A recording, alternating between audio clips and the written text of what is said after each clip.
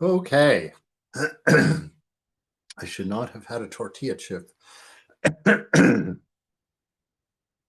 All right. We're picking up the cloud of unknowing, our Christian directions on how to do uh, bhakti yoga of japam dhyan. Can you say japa dhyan? Uh, Mantra meditation. And we are on page 191, chapter 37. The special prayers of the habitual workers in the exercise of this book. Okay. Just as the meditations of those habitually exercised in this grace and in this book are sudden intuitions without previous causes, it is the same with their prayers. I am speaking of their personal prayer and not of those ordained by the Holy Church. For those who are truly exercised in this work have more regard for the Church's prayer than for any other, and they perform them in the manner and according to the rubrics ordained by the Holy Fathers who have gone before us. Their personal prayers, however, always rise directly to God without any intermediaries or previous or concomitant meditation. And that's interesting. That is anybody Catholic? Oh, here's Lalita trying to get in. Anybody Catholic? I thought it was Catholic doctrine that you needed an intermediary. But he's saying that the personal prayers go direct to God. It's very nice. All right. Their personal prayers always rise directly to God without any intermediaries or previous concomitant meditation. And if words are used, and this happens rarely, they are very few indeed. In fact, the fewer the better. And it is my belief that a little word of one syllable is better than one of two, and more in accordance with the work of the Spirit. This is because a spiritual worker in this exercise should always find himself in the supreme and sovereign point of the Spirit. Let me explain the truth of this by taking as an example a natural event. When a man or woman is suddenly seized with fear of fire or death, or some similar happening, that person is suddenly smitten in the depths of his spirit to cry out and beg for help. And he does this not in many words, or even in one word of two syllables. And this is because he feels that this would take too long to give vent to his need and the laboring of his spirit. So he breaks out in a loud and hideous scream, using a little word of one syllable, such as fire or out. Right, so he's talking about the mantra that they're going to use. They in their practice, they're not given a mantra by a teacher. They make up their own mantra. And in the place where he describes where we read earlier about that, he says you can choose a word or a couple of words or a short phrase, right? And he pretty much says you can pick almost any word. I would probably narrow that definition a little bit by saying pick a name of God or a nickname of God. If you don't know the name of God, make one up for your beloved, and use that. What you want in your mind is a prayer word. Instead of calling it a mantra, we'll call it a prayer word, just to give it its context here as a Christian thing, because they place meditation under contemplative prayer. And it's actually a good place for it to go, because meditation really is prayer. And I like it because the way that prayer has always been described to me, and also in Abhishektananda's book, it's there as well, where it grows. At first, yes, it's you asking God for more lifesavers, but it ends with you sitting silently in contentment in love with your divine beloved, with this faith that you already know everything about each other. Of course, that's harder to believe on our part, that we know everything about God. But we have become so familiar, right? So familiar in the company of the beloved, that the words have become unnecessary. The divine knows us so well. We have been with the divine for most of our life. And so that contentment is the prayer. That silence is the prayer. That companionship is the prayer. It's enough just to be together. It's enough to be reminded of presence and to feel that love. Right? And he's saying, because he's really coming from the angle of prayer, he wants an intensity to that repetition. He's likening it to a scream. If someone's pointing a gun at you, don't shoot. Right? Something short, quick, get the message out as fast as possible and have all the energy you've got behind it. Right? And so when you pray, when you utter that mantra, that name of God, put as much attention into it as you can, as much focus into it as you can, as much of presence and awareness as you possibly can, just to be right there, to say that, to see, so that the name will indicate the form, will provoke the form even perhaps, right? Just as this little word fire suddenly beats upon and jars most effectively the ears of the bystanders, it is the same with the little word, whether spoken or thought, or even obscurely conceived in the depth, or we may call it the height of the spirit. For in the spiritual realm, height and depth, length and breadth are all the same, and thus it bursts upon the ears of the Almighty God much more than any long psalm mumbled away in an articulate fashion. And this is why it is written in that short prayer, why it is written that a short prayer pierces heaven. Right? Okay.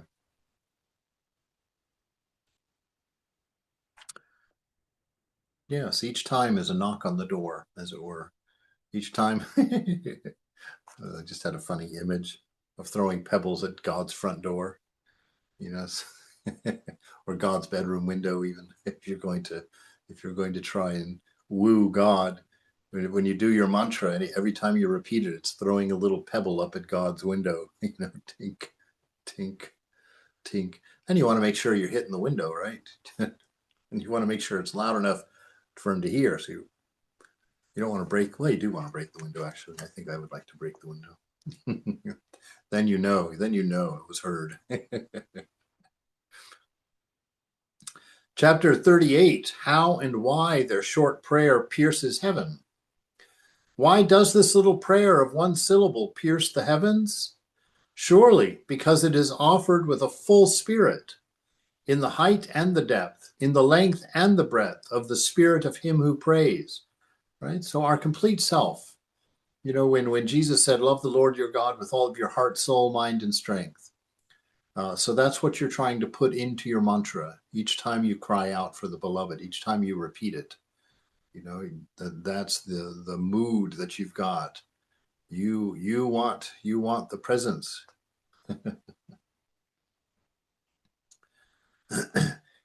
In the height, that is, with the full might of the Spirit. In the depth, for in this little syllable all the faculties of the Spirit are contained. In the length, because it could always be experienced as it is in that moment, and it would cry as it does then. And in the breadth, because it desires for all others all that it desires for itself. It is in this moment that the soul comprehends with all of the saints what is the length and the breadth and the height and the depth of the everlasting, all loving, almighty, and all wise God, as St. Paul teaches, not fully, but in some way and to some degree, as is proper to this work. Right? So he's saying in that state, this is when we enter that silent state, that maturity of practice, where the mind is quieting down because the ego is thinning, that we get access to these deeper, more mystical teachings within ourselves, and they reveal themselves to us. We see our nature, and so for us, it's just that it's coming into harmony with the divine, and then ultimately union with the divine.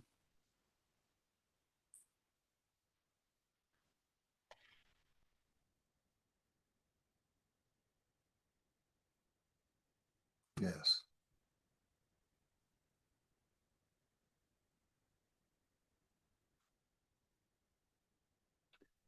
So he says,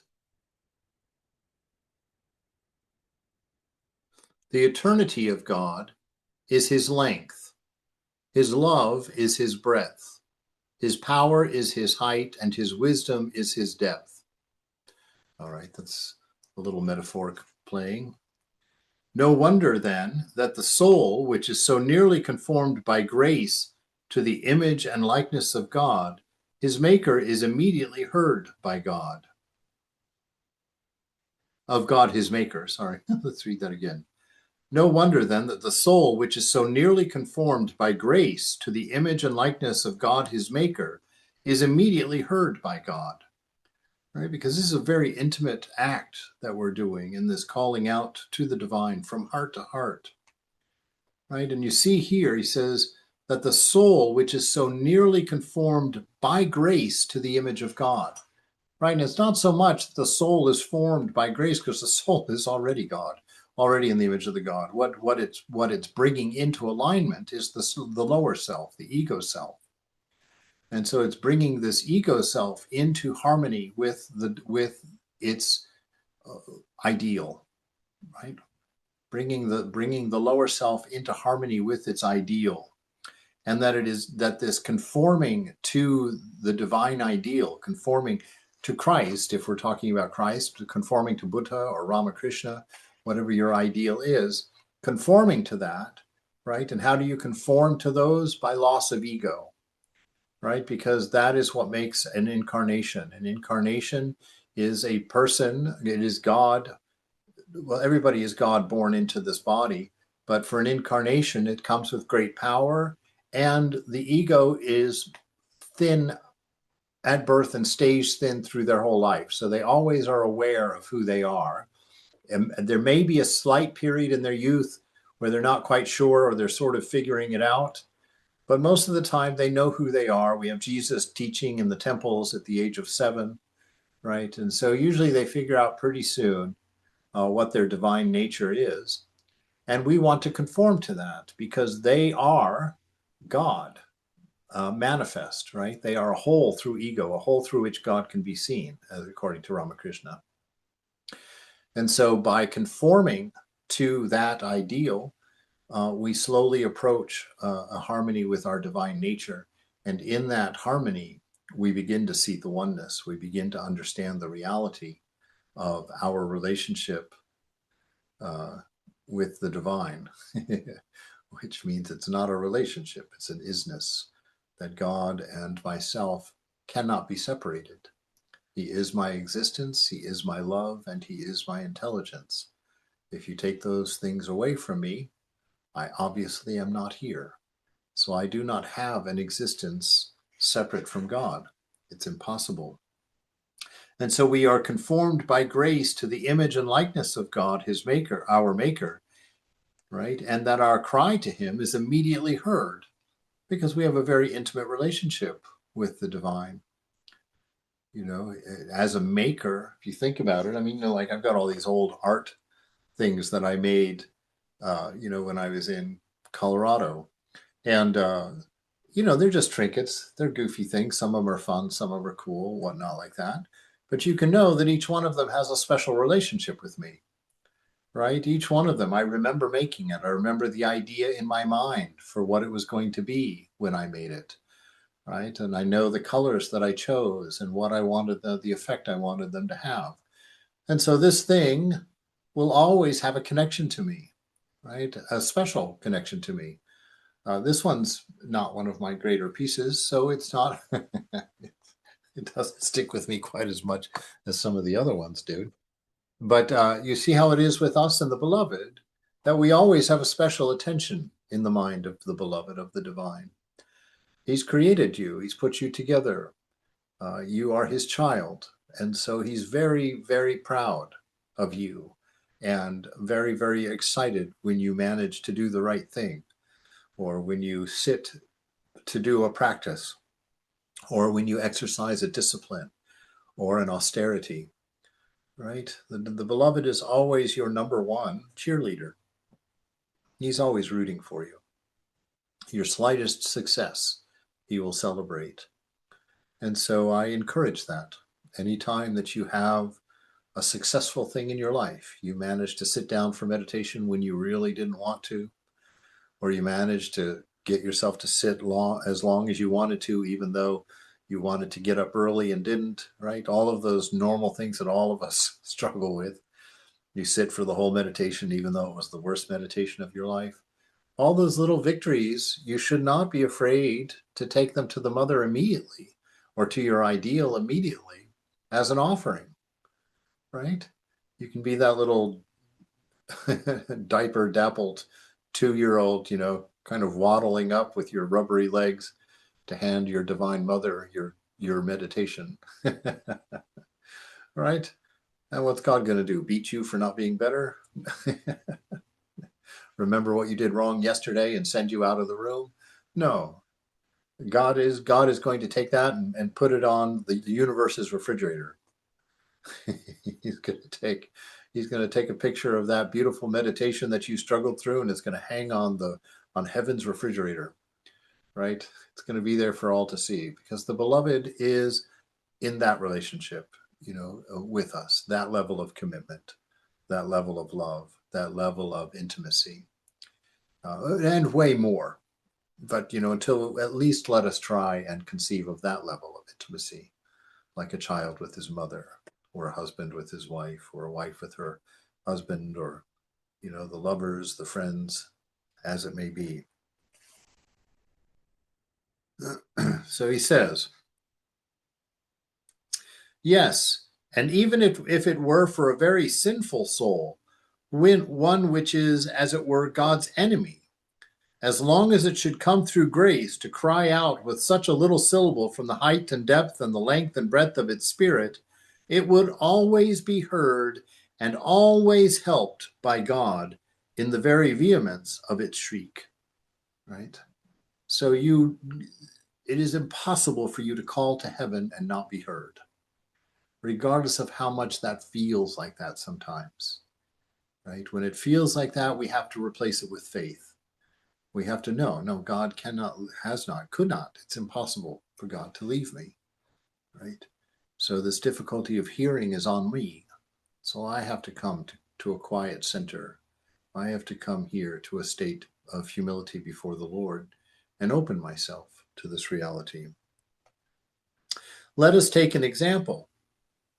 If a man happened to be your deadly enemy, and you heard him cry out with such terror in the fullness of his spirit, the little word fire, or this word out, you would have no thought for his enmity, but you would, out of the heartfelt compassion, stirred up and excited by the pain expressed in that cry, you would get out of bed, even on a night in midwinter, to help him put out the fire or to bring him comfort in his distress.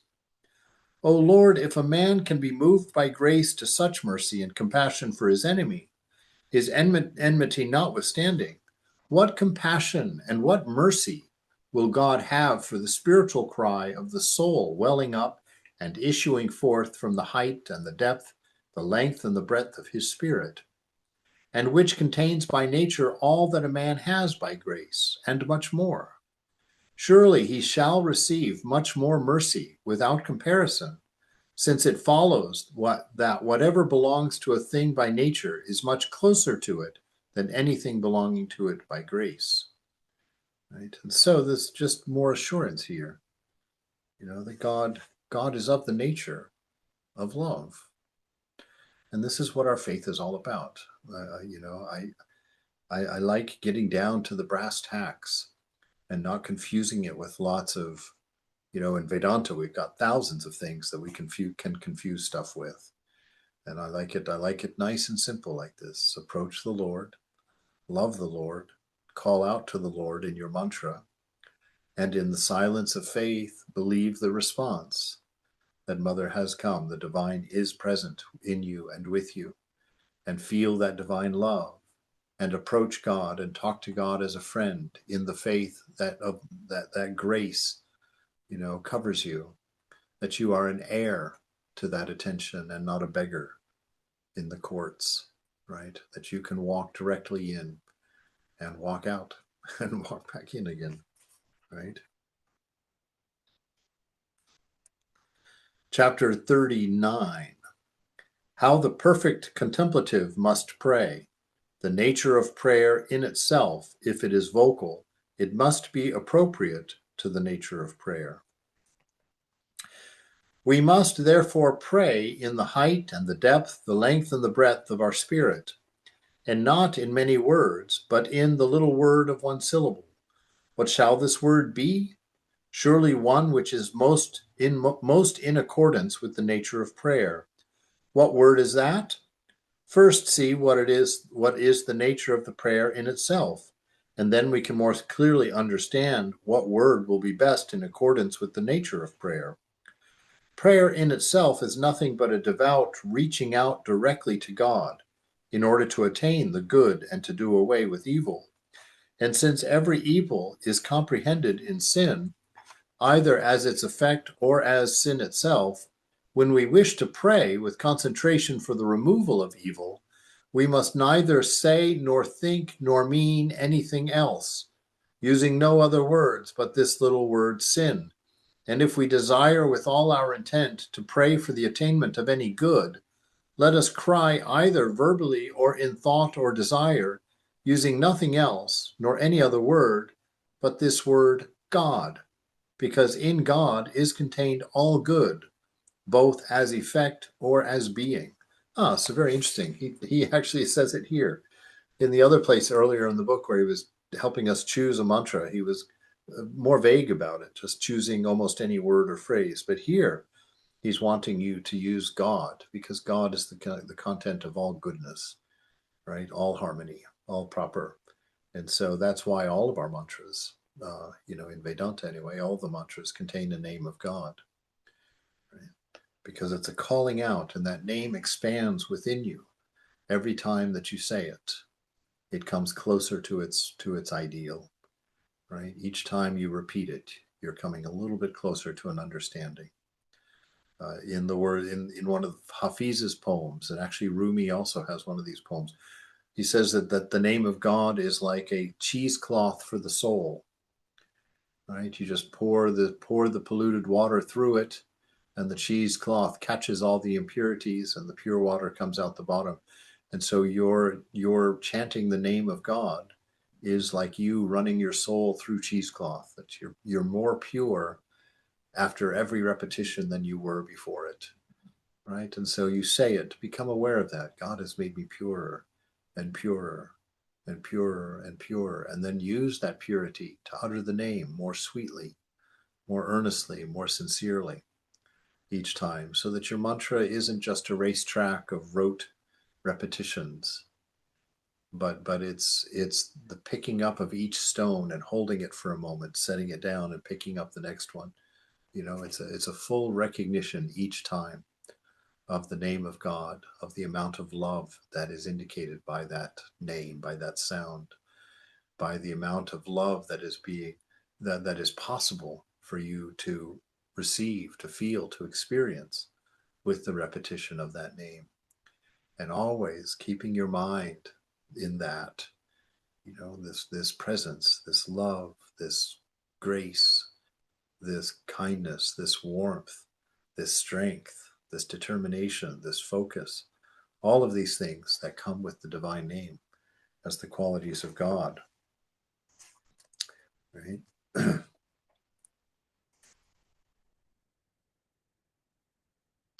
Do not wonder why I set these words above all others. If I could think of any shorter words which so completely contained in themselves all good and all evil as do these two words, or if God taught me to use any other words, I would take them and leave these two. So I give you the same advice. But do not begin to reflect upon words, for if you do, you will never achieve your purpose nor accomplish this work.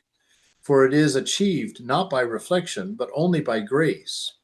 So take no other words for your prayer, although I give these two examples, except those to which God moves you. At the same time, if God does move you to take these, I advise you not to leave them.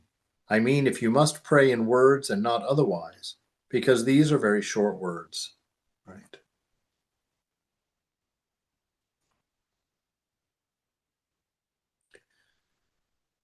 So sin and God are his two words. Prayer for forgiveness, for redemption would be the sin, and for God, self-explanatory. But we're talking about mantra. So in this we're going to use the mantra with God's name in it. Sin we don't really want to keep in our awareness, despite many of the Christian teachings toward that end, because of what Jesus said when he came back as Ramakrishna. If I want to push the edge of the envelope there. When Jesus came back as Ramakrishna, he taught us, stop it with all of this sin, sin, sin, sin, sin. If you say you're a sinner, he's over and over again, then know for certain that you're going to become a sinner. He says, rather, you should say, I have uttered the name of God once. How can I be a sinner? Right? Demonstrating your faith that the name of God spoken just once purified you. Right? That being in the divine presence even once has cleaned you. Right?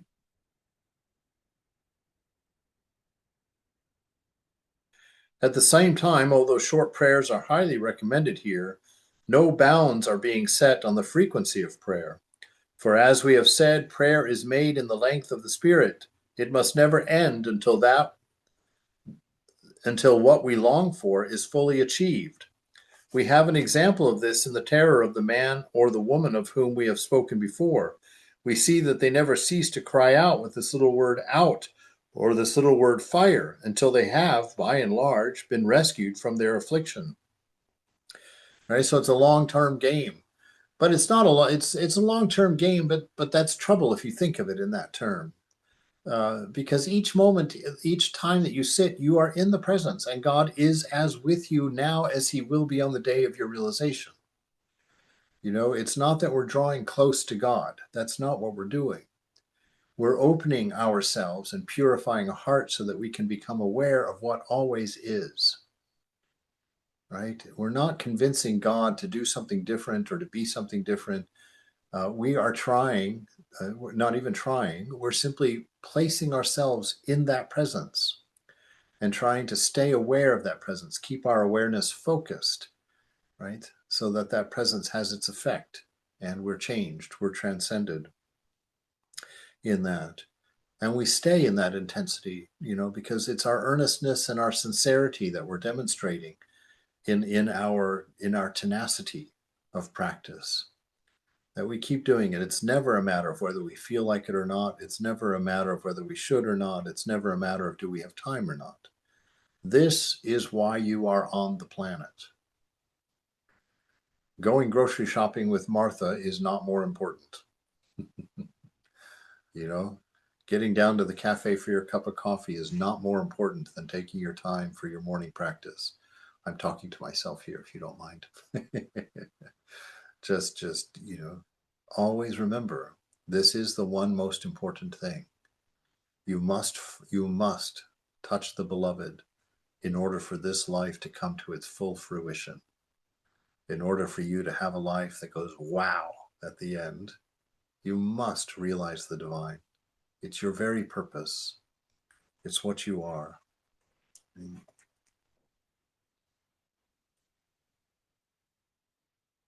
All right. Chapter, what is an L? This 39. So this is chapter 40. So chapter XL, chapter 40. During the time of this exercise, the soul must pay no heed to any particular vice or virtue or to the nature of either. Right? So this, well, we'll let him explain it here, but going from those sentences there, this is pointing out the necessity of not cognating.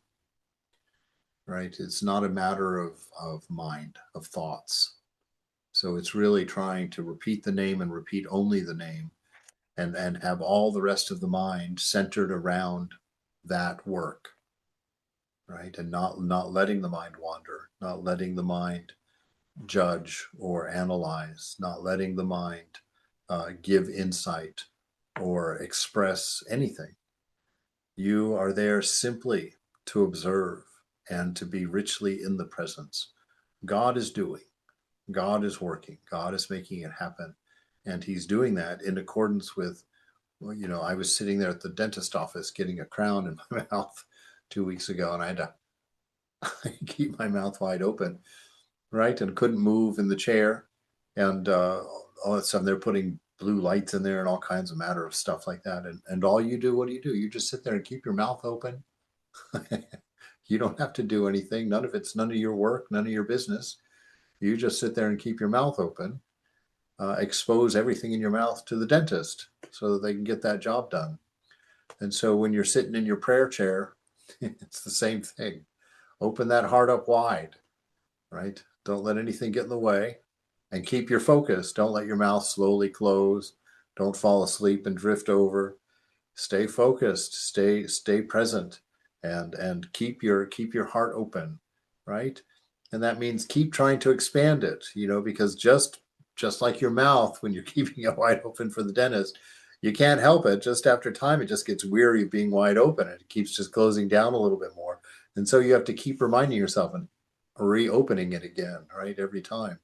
And so it is with our meditations, right? We get into some rote repetition, we sort of get a little bit dull.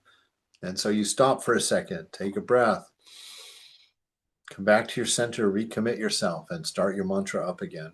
I haven't heard anybody teach that, and so I'm not going to pass it on as a teaching, but let me just say that I've tried it in my practice for that reason, and it's been very helpful to do spurts of japam for do 10 minutes and then stop for a second and just breathe and kind of reorient myself, bring myself back, and then start the mantra up again. And I like giving it little breaks like that to bring it in. Now that you don't want to do that, that's not an ideal, because eventually you want to be absorbed in it, right? You want to be absorbed in that name. And this will help you to keep that, to practice that focus and that concentration, and to keep refreshing that focus and concentration as you go, by just giving yourself little spaces to bring it all back and then go again, and keep it fresh in there. And I found that has been very helpful to me. I think that it shouldn't be long before you can do away with those little training wheel helps, right? Because the goal is absorption. The goal is to just be completely enraptured with the divine.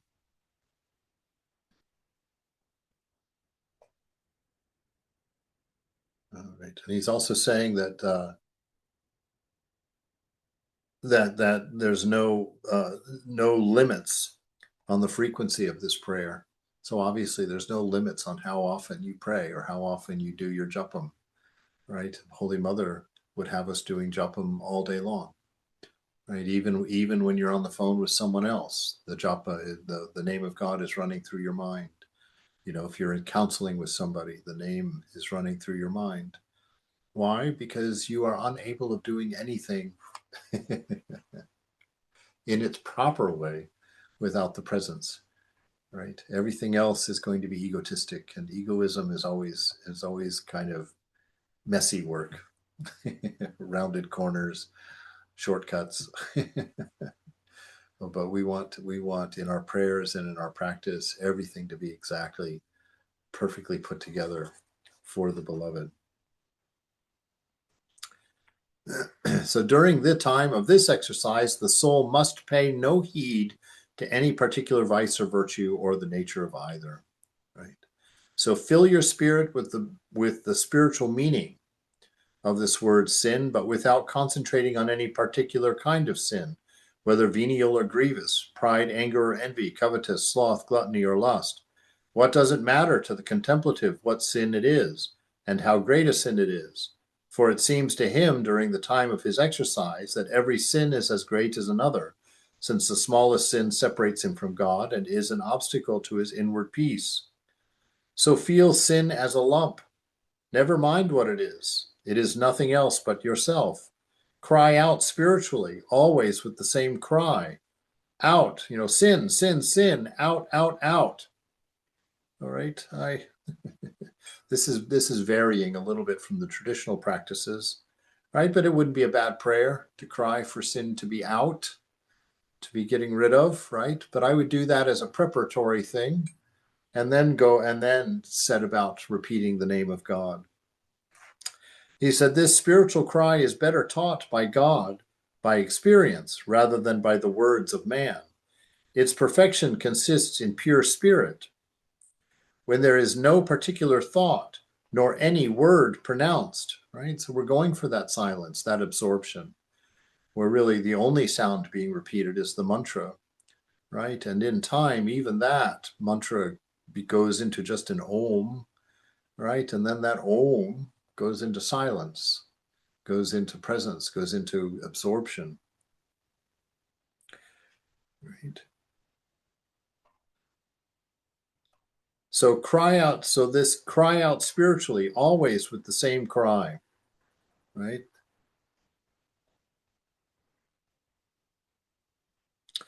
The spiritual cry is better taught by God by experience rather than by the words of man. Its perfection consists in pure spirit. Pure spirit means having no me or mine in there, no selfishness at all. When there is no particular thought, right? You're not running any narrative. You're not thinking about any particular thing except the presence, right? In your calling out for it. And then words of man, so it consists in pure spirit when there is no particular thought, nor any word pronounced, though it can happen occasionally that because of the fullness of spirit it bursts forth into words, for both body and soul are filled with sorrow and the heaviness of sin. Yeah, initially. That's true. You know, but don't get caught up in any of the particulars. You are thinking of God. You are being in the presence. Everything else is God's business. Do the exact same with this little word God. Fill your spirit with its spiritual meaning. Okay? Fill your spirit with its spiritual meaning without concentrating particularly on any of his works, whether they be good, better, or best, physically or spiritually. Pay no regard either to any virtue that can be effected in man's soul by grace, whether this be humility or charity, patience or abstinence, hope, faith or temperance, chastity or voluntary poverty. What do all these matter to the contemplative? All virtues they find and experience in God, for in him is everything, both by cause and by being. And it seems to them that if they had God, then they would have all good. So they fix their desire on nothing in particular, but only on the good God. You are to do likewise, insofar as you can by grace. Have God alone for your intention, and only God. Let neither your understanding nor your will have any object except God alone. Right? So this really what's going on here is, you see, in one sense, like I was kind of taught that my virtues were practiced and attained one by one. You practice on being a really nice person, and then you just know how to be a nice person. And you practice being polite, and you practice sitting quietly at the dinner table and not making any noise. It's like you practice all these things individually and try and shape yourself into a saint. Wrong. You will never get there, and it will never happen in that way. He's saying here, keep God alone in your mind. God is all virtue. God is all love, all wisdom. If you want love, you want wisdom, you want virtue, you want ethics, you want morality, you don't get them individually. You go and you concentrate on the divine within yourself, and then that divine aspect of yourself becomes more powerful and finally can become louder than the ego self, right? And that self then begins to express all manner of virtue, all manner of grace, all manner of love, all manners of wisdom. And so, see, we attain everything by thinking of God. We win all of our spiritual battles by thinking of God, not by running out and beating up our lying for a day, not by running out and beating up our sloth for Tuesdays, right? We don't, it doesn't work like that. On every day, Monday through or Sunday through Sunday, you chant the name of God, right? And you will see if you do it with faithfulness and you are tenacious about doing it. Uh, it may take a long time, but that doesn't matter. Time doesn't matter because time is passing either way. Do your practice, don't do it, time is passing. If you do your practice, as that time passes, you're gaining the benefit. If you don't because you didn't want to do it for a long time, well, then you're just not going to do it for a long time. But you're still going to be experiencing a long time. So time doesn't matter. Yes, this may be a long game, it may not. You don't know because you don't know where you are and you don't know what Mother's plan is because her grace is absolute. If she snaps her finger in this moment and points at you and says free, then it's done for you. There's no more. And you might have woken up this morning thinking it was going to be 2 or 3 more lifetimes. So when you hear yourself coming up with examples of how long it's going to take for you to realize God, shut up. You're being silly. You're being stupid. You have no idea. What you do is you sit with the understanding it could be now. It could be now. It could be now. It could be this repetition. Okay, it wasn't that one. It could be this one. Right? But you sit there with this knowledge that it could be any time. Mother, even if Mother tells you, because we have stories like that young 2 young boys. Remember that story that we talk about all the time? That go to their teacher, and the first boy says, "Will I realize God?" And the teacher says, "Yes." And the boy was happy, and he says, "When?" And he says, "Do you see that tree? All the leaves on that tree? That many leaves and that many years, you will realize God." And the boy goes away sad because he's like, "Oh my God, that's going to be forever." Right? It's going to take forever. So he's sad. So then his younger brother comes up and say, "Well, teacher, am I going to realize God?" And the teacher says, "Yes."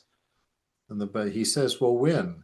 And now the teacher turns him around and he looks out over this grand vista, an entire valley and mountain. And he says, "Do you see all the leaves on all the trees in the forest extending as far as your eyes can see?" "Yes, teacher, I see them. In so many lives, you will have realization." And the young boy is so excited. I'm going to realize God. He doesn't even hear how long it's going to take. He heard, "I'm going to realize God." And he's bouncing and jumping all over the place. And the teacher says, "Because of that, you have it now." And the guy, boom, is realized just like that. You see, so even if Mother just got finished telling you that it's going to be 10 zillion lifetimes for you, get back to work, be happy. She put you back to work. That means there's hope. That means it's going to happen, right? And this is why I say, if your practice is dry, if you're not feeling the love, borrow. Borrow from the day you realize God. Borrow from that day and have some of that joy now. Have your joy be that you will realize God. Have your joy be that you will be pure. Have your joy be that you will be content. You will find your freedom, right? Let that be your joy. Even if you haven't felt a stitch of it yet, borrow on it. Sit in that practice and just giggle yourself away with the divine. This is awesome. I can't believe I have this opportunity. This is crazy. I'm going to live forever in freedom, absolute freedom, no desires, no suffering. Are you kidding me? Sign me up. So in this sense, it's just our attitude about practice, walking into it with a positive and loving heart, right? And loving God and opening, increasing that love by opening to his love, to her love. Because the more of that love that we accept, the more of that love we give. And the more we identify with our higher self, the more love that flows through us, right? The greater our bandwidth is for being able to share love, to share compassion.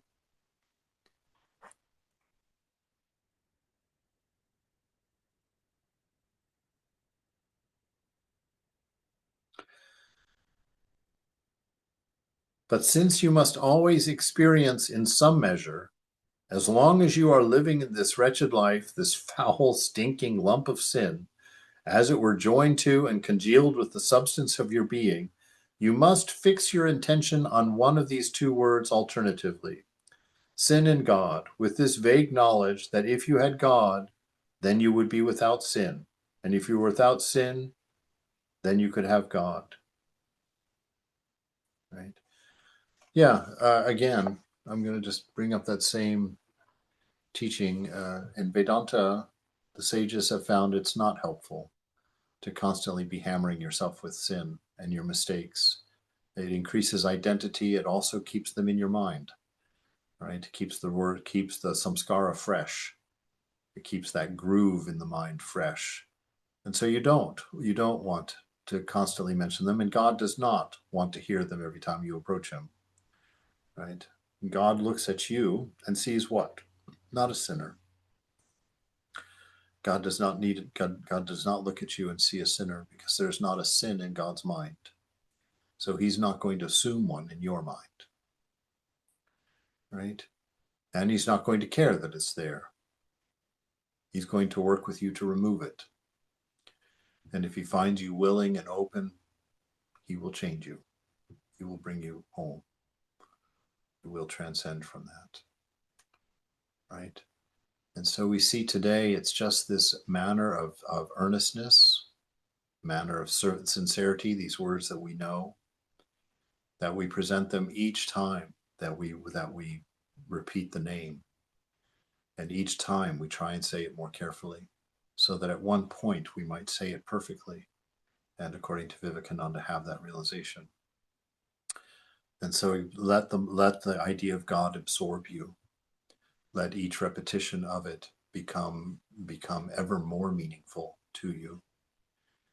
And give yourself full permission to be as free and as open as you like, as long as grace is the reason for it. Right? You are free. You're filled with grace and love. And there is nothing to stop you from having your realization. So go forward. Right? Go forward in that.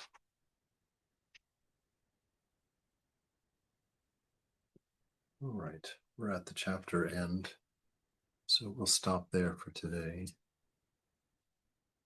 and pick up with chapter 41 next time. Let me stop the recorder.